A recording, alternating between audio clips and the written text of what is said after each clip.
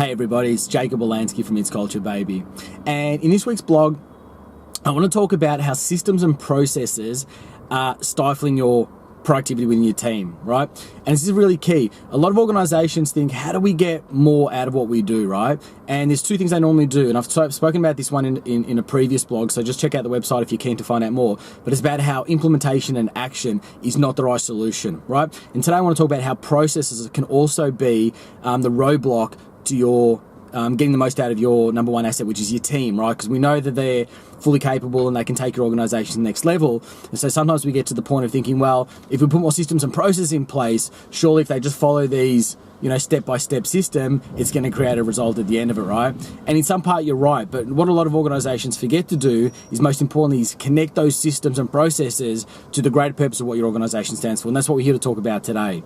So systems and processes, the whole purpose behind them are to allow your organization to replicate success. Okay, so if something worked, we want to know, why did it work? And if we could do those steps again, will it create the same outcome? The answer should be yes, otherwise it's not a system or process. So the answer is yes. Then the other things we want to do is make sure, well, how do we improve upon what we're doing? Because we always want to go further as an organization. We never can think that we've landed or we've got this solution, right?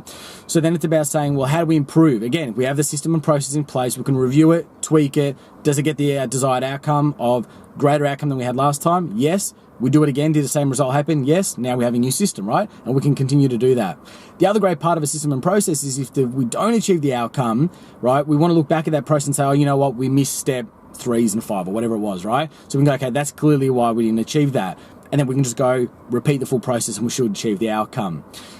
The challenge with that is that organizations want to get so driven by process and systems because they think it's their safeguard. They think it's like, well, if I have all these systems and processes in place, I'm guaranteed to have these results, right? Wrong. Absolutely wrong. Because what you're taking away is you're taking away the human element. You're presupposing that all of our workers are robots, and if we just follow these guidelines, they're going to come fully engaged and they're going to deliver those processes and systems to their full capability, which is not happening. I'm telling you right now, a lot of organizations are suffering from this process of over-implementation and over-systemizing and processing. So what's the solution? The solution is, first of all, we need to make sure that we have our team engaged to the systems and processes that are in place. What does that mean? Well, if I said to you, pick a department and pick a process that's in place. Why is that process in place? How does that get us closer to achieving our vision? How is that getting us closer to reaching our greater purpose or our greater why? What's the whole reason we're doing what we're doing? Does that make sense?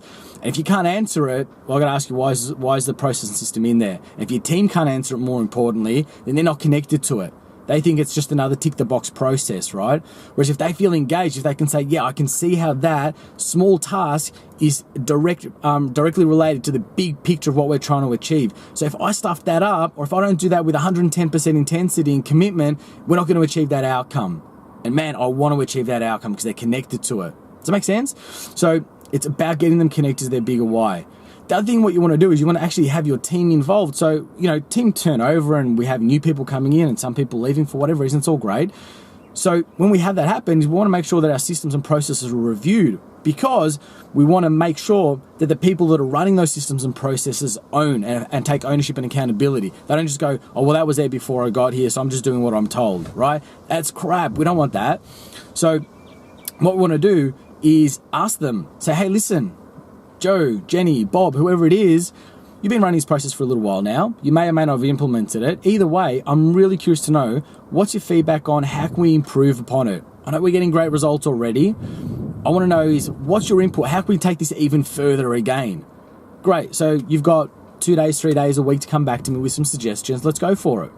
They're going to make those suggestions. You're going to start testing those suggestions. Are you going to review them and say they make sense? Let's see if they work. We're not just going to put them in willy-nilly.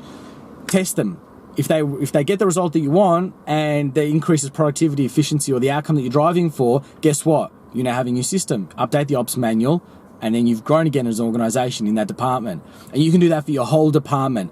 And the other thing that happens is I was saying before about accountability and responsibility. That person that you've just empowered to say, hey, we trust you. You're the person we've hired because you've got the skill set to drive this department, right? Or part of that department. So you now have had part of you is now in our system. It's in our process, in our organizational DNA, right? They're now going to make sure that succeeds because if not, it's their name attached to it. Does Does that make sense?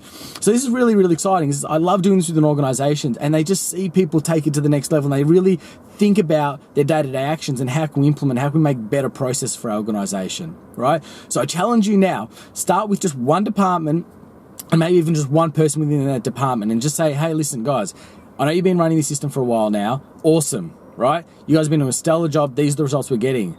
I think there's more. I think you guys can do more, and I trust in you guys to do more. I'd love to know what you're going to do in the next week. I want you to come to me with 5 suggestions on how we're going to improve the current state of this process, this task that you're currently doing, right? Really forward to your suggestions. I know you got something. Go for it. And you just walk away and then leave them with it. Does that make sense? And then obviously they come back and you do the process that we talked about before. So I trust that helps. I trust that serves you guys. It's been an absolute pleasure delivering this for you, because like I said, this is absolutely so much gold in here. This is the way that the pressure comes off you as the owner, HR manager, or department manager, whatever role you're playing within your group, and you're now empowering your team to step up and drive and start to developing the department, the overall organization, which is really exciting. So just remember, it is culture, baby, and look forward to catching up with you guys next time.